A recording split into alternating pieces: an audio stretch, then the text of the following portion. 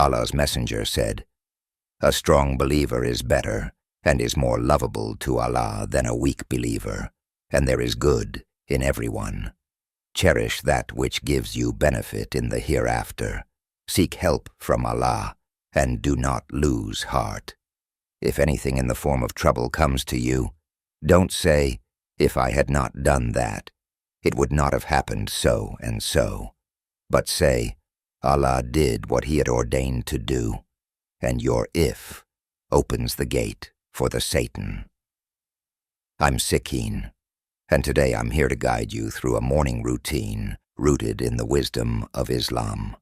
How can we align our daily lives with the teachings of our faith and set the tone for a peaceful and purposeful day? Let's explore how we can integrate the beautiful guidance of Islam into our daily routine for a more fulfilling and meaningful life. Number 1. Spiritual growth. You might think that talking about spiritual growth is a bit strange or not that important, but it's actually a really big deal. It's all about figuring out why we're here and how we connect with something greater than ourselves. This is like taking a deep look inside ourselves to see how we're doing spiritually and what we can do to get better. It's about finding a good balance between the everyday stuff we do and the spiritual side of life. Islam talks about this balance with 2 words, dunya and akhirah. The main idea is that we shouldn't forget about the world we live in now, but we should always remember our spiritual side. Now let's talk about prayer. It's like a direct phone line to Allah. It's a special time when we can ask for forgiveness and guidance. It's also a time for us to think about our spiritual journey and how we're doing. One of the coolest stories about spirituality is the one about Moses and Khidr. Moses was really smart, but he was also humble and curious. He once asked if there was anyone smarter than him. To find out, he was told to look for a guy named Khidr. The tricky part was that he had to take a fish with him, and when the fish disappeared, he'd know he was close to Khidr. So Moses and his helper went on this adventure. When they got to where the 2 seas met, they realized the fish was gone. That's when they knew they were getting close to Khidr. This story shows Moses as a person who is always looking to learn more about his faith. His helper represents someone who's always trying to be better spiritually. The 2 C's stand for the things we can learn from Allah and the things we can learn from people. Human knowledge is good, but it has its limits. Divine knowledge from Allah is even better because it has no limits. This story tells us that our spiritual journey is like a never-ending adventure. Just like Moses kept searching for more wisdom, we should always be on a quest to learn more. No matter how much we know, there's always something new to discover. So stay humble and stay curious, because you'll never stop learning new things. Number 2. Presence worries about the future and regret about the past often overwhelm us, preventing us from fully experiencing the here and now. Presence is a central theme in Islam. The Quran promotes deep reflection and contemplation as a means of achieving spiritual presence. Surah Al-Imran encourages believers to reflect on the heavens and the earth and to recognize the divine purpose in creation. It says, "Indeed, in the creation of the heavens and the earth, and in the alternation of the day and night, there are signs for people of reason, those who remember Allah while standing, sitting, and lying on their sides, and reflect on the creation of the heavens and the earth, and pray, saying, 'Our Lord, you have not created all of this without purpose.'" The result of this constant reflection, remembrance of Allah, and supplication is a deep connection with Allah. These individuals feel closer to the divine and find solace in their relationship with Allah, a feeling of presence between the divine and man. Brother, there is nothing to fear. Allah is always beside you. Morning is often the most peaceful time of the day. Utilizing this period for meditation, contemplation, or simply enjoying the morning's presence can help cultivate a sense of calm and serenity that can last throughout the day. The word Islam is derived from the Arabic root salam, which means peace. This is not coincidental. Islam promotes peace, and this can only be achieved by the maximum presence and connection with the divine. One day someone will ask you, "Why do you wake up so early and spend time in solitude each morning?" And you will respond with a smile, "I do it to feel the presence of Allah in the tranquility of the morning." It is during these moments of solitude and prayer that I find presence and connection with my Creator. Number 3, journaling. Journaling is a powerful form of self-reflection. This process helps center one's focus on daily life, develop gratitude for received blessings, and achieve dreams and ambitions. Journal writing is like a translator for mental impulses. The moment you transcribe what is in your mind, strive to get the deeper thoughts out and analyze them. The Quran in Surah Al-Alaq says, "Read in the name of your Lord who created man from a clinging substance. Read, and your Lord is the most generous, who taught by the pen, taught man that which he knew not." Each morning, write down the goals you wish to achieve during the day. These verses highlight the value of learning and the process of gaining knowledge. In the context of journaling, they can be interpreted as an encouragement to write and constantly learn. Take a moment to reflect on how these goals align with your spiritual values. Journaling isn't a new concept in Islamic tradition. Scholars and seekers of knowledge have maintained detailed diaries and journals throughout history, documenting their spiritual journeys, insights, and experiences. These writings have provided valuable resources for understanding Islamic philosophy, spirituality, and personal development. It might sound surprising at first, but the act of writing down your aspirations in your journal is a powerful tool for transforming your spiritual identity and helping you work towards your goals. This process goes beyond just wishful thinking. It's about actively engaging with your desires, values, and faith to become the person you aspire to be. Writing is a transformative process. It takes what's intangible, like thoughts and emotions, and makes them tangible through words. When you put pen to paper, you're not merely jotting down ideas.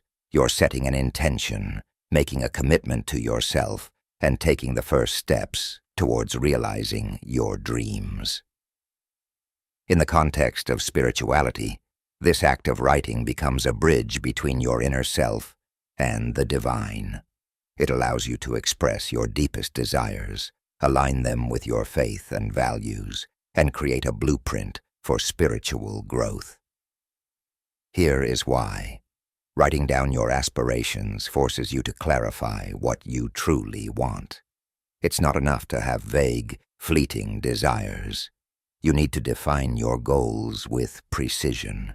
When you write your aspirations in your journal, you're committing yourself in a concrete way. As you write and work towards your aspirations, you undergo a gradual spiritual transformation. You evolve into a person who is capable of achieving those goals. Physical transformation is not on the same level as spiritual transformation. After all, the soul will live forever. Number 4. Embrace discomfort. In our contemporary world, where comfort is often seen as a measure of success, the concept of embracing discomfort may appear unconventional. Islam places a significant emphasis on resilience, which is the ability to endure hardships and adversity with patience. Muslims are encouraged to remember that life is a test, and challenges are a natural part of this test. Remember at the beginning of the video, I said that a strong believer is more loved by Allah. In this context, strength is not only physical, but also includes emotional and spiritual resilience. Embracing discomfort can help nurture this strength. Discomfort occasionally serves as a reminder that worldly comforts are not the ultimate source of contentment and happiness.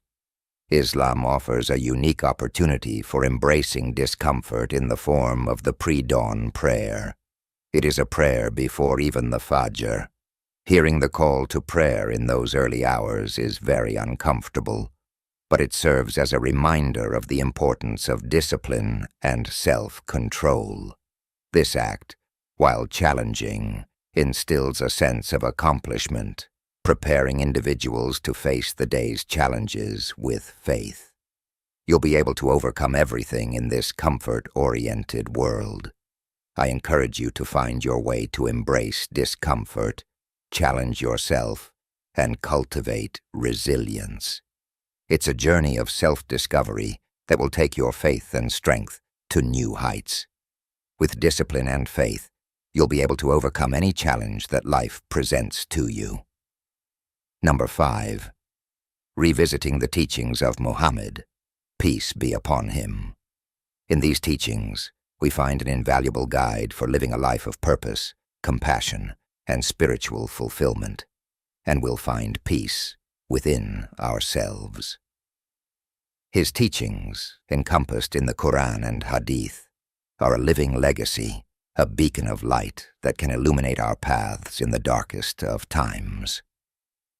Do you know what evergreen means? Muhammad's Sahaba teachings possess this timeless quality, meaning they remain relevant, applicable, and unchanging regardless of the historical era. His hadiths, alongside the Quran, are irreplaceable sources of guidance. They offer wisdom and principles that no other book can supplant. These teachings are a constant throughout time, a source of inspiration, ethics, and spiritual guidance. Muhammad's teachings guide how to navigate the complexities of the human heart. They offer insights into managing emotions, overcoming anger, and nurturing patience. By practicing these teachings, we can experience a profound transformation in our emotional well-being and interpersonal relationships. Read a hadith of Muhammad, at least once a day, and apply it in your life.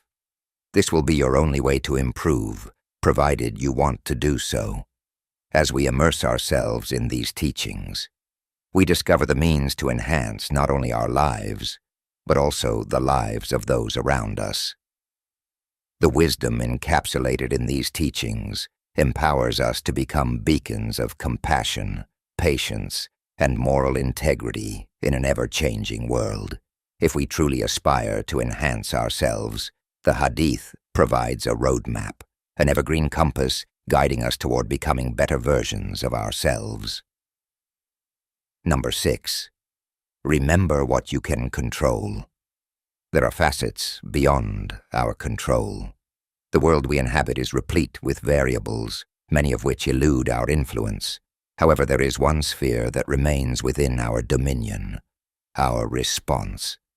As we explore this fundamental principle, it's crucial to grasp that ultimate control rests with Allah. We wrestle with the intricacies of our careers, relationships, health, and dreams. The truth is that many of these variables remain beyond our grasp. The acknowledgement of this fact is not an admission of powerlessness, but an affirmation of wisdom. In recognizing the limits of our control, we embark on a journey of self-discovery and faith. In a hadith narrated, the Prophet once said, "And know that what has passed you by, and you have failed to attain, was not going to befall you, and what has befallen you was not going to pass you by." In accepting the limitations of our control, we discover profound wisdom. This acceptance opens the door to a transformative realization. While we may not govern external events, we have the power to regulate our internal reactions. Our thoughts, emotions, and choices remain within our sphere of influence. At times, you may ponder whether the concept of Allah having already prescribed our destiny negates the notion of free will.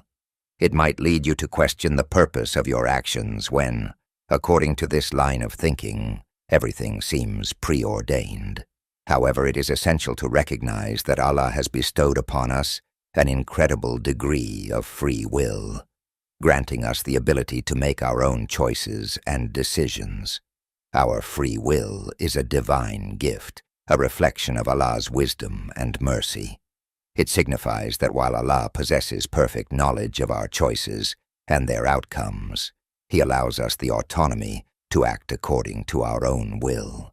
In essence, our decisions are uniquely our own, guided by our intentions and the choices we make.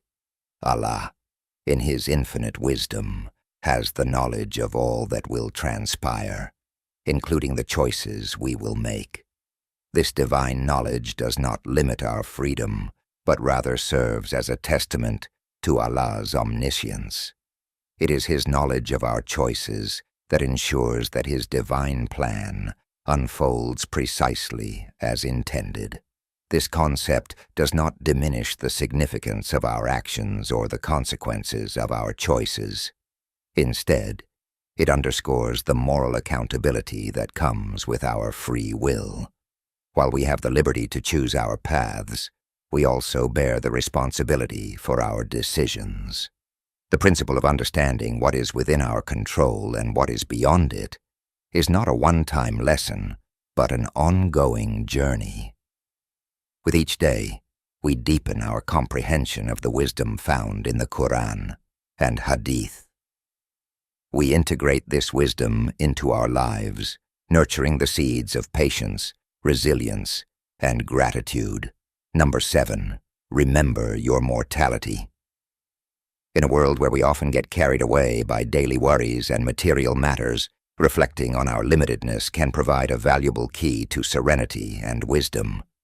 These days, it can be easy to forget that life is a precious and temporary gift. Sometimes the mere thought of death can make us feel uneasy or anxious. The Prophet Muhammad, peace and blessings be upon him, said, "Remember often the destroyer of pleasures." Reflecting on death should not lead to pessimism or sadness. On the contrary, this practice invites us to live with a sense of gratitude and to ask important questions about our existence. Imagine for a moment that it is the morning and you are about to leave the house. You stop and ask yourself this crucial question: how would I behave today if it were the last day of my life? This question is not an invitation to fatalism or resignation, but rather an opportunity to evaluate what is truly important and meaningful in our lives. The simple idea of focusing on what is essential in life can change our attitude toward unimportant details and insignificant conflicts.